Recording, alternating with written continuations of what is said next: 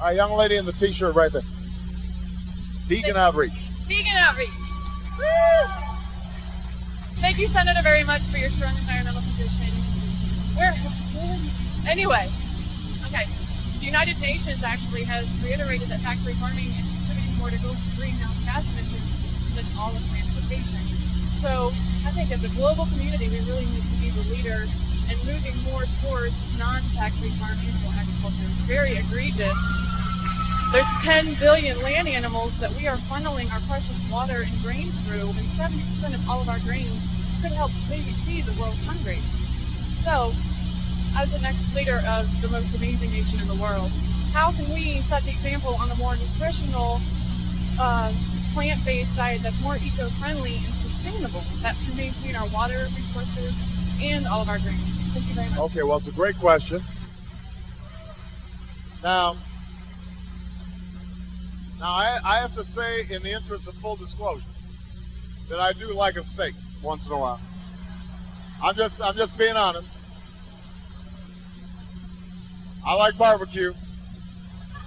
I'm not gonna lie.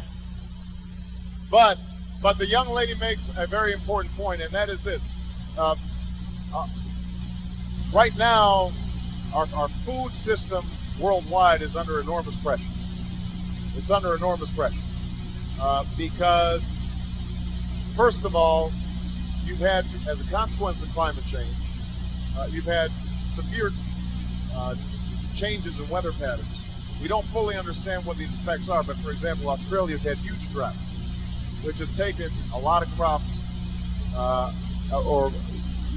grain production has been much lower. And supplies are tight. You're starting to see riots around food in places like Haiti and other poor countries around the world. And what is also true is that as countries like China and India become wealthier, then they start changing their food habits. They start eating more meat, more animal. And what happens then is, because it takes more grain to produce a pound of beef than if they were just eating the grain, what ends up happening is that it puts huge pressure on food supplies. Now, Americans would actually benefit from a change in diet. I don't think that that's something that we should legislate. But I think that it is something that, as part of our overall healthcare system, we should encourage. Because, for example, if we reduced obesity down to the rates that existed in 1980, we would save the Medicare system $1 trillion. We would reduce diabetes rates. We would reduce heart disease. So, and so the fact that we subsidize some of these big agribusiness operations that are not necessarily producing healthy food, and we discourage, or we don't subsidize, farmers who are producing fruits and vegetables and small-scale farming that gets produce immediately to consumers as opposed to having it processed.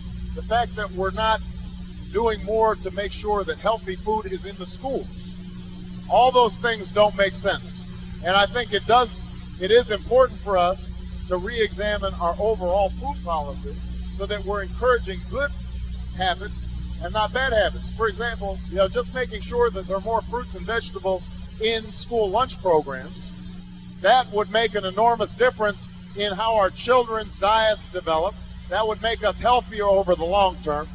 It would cut our healthcare costs, and maybe it would help people elsewhere in the world who are in less wealthy countries feed themselves as well. So it's a great question. It's important. All right. I've got time for one more question. I've only got time for, it's got to be a guy. It's got to be a guy. I had to be fair.